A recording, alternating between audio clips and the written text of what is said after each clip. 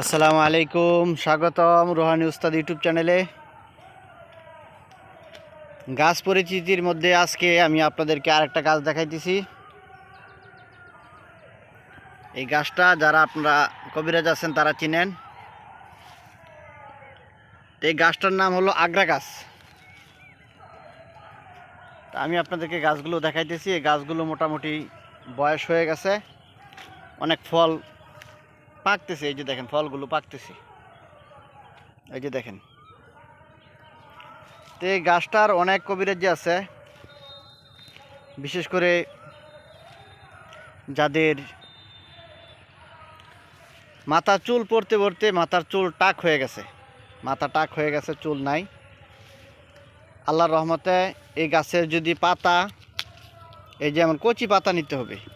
এই কচি পাতা যদি আপনারা নিয়ে, এই আগ্রা গাছের কচি পাতা নিয়ে সুন্দর করে ব্লেন্ড করে বা পিষে যদি আপনারা এটা টাক মাথা দিতে পারেন, আপনাদের টাক মাথায়ও চুল গজাবে। তো আপনারা এই গাছটা দেখুন এবং গাছটা চিনুন। গাছ পরিচিতি মধ্যে আরেকটা গাছ, এটা আমি আপনাদেরকে দেখাইতেছি।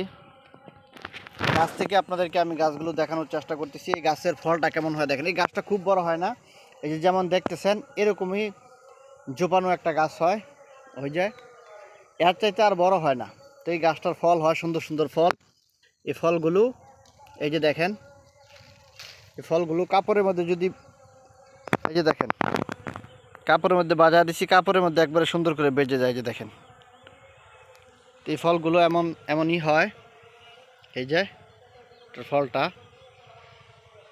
তো আপনারা এটা দিয়ে আরও অনেক কবিরাজি আছে, আমি সামনে আপনাদেরকে আরও ভিডিও করে দেখাবো, দিব আমি ইনশাল্লাহ।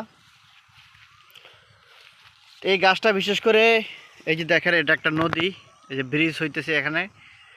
এই গাছগুলো যে সমস্ত বড় বড় নদী আছে, এটা ব্রহ্মপুত্র একটা নদী, এটা প্রত্যেকটা বড় বড় নদীর আশেপাশে এই যে এই আগ্রা গাছগুলো হয়ে থাকে।